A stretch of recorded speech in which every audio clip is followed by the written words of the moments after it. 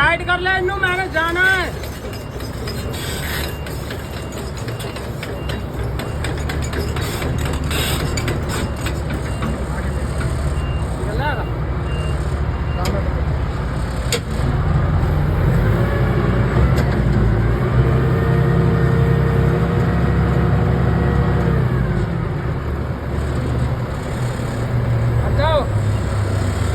मनजीत की हाल है? घरवाली ठीक है?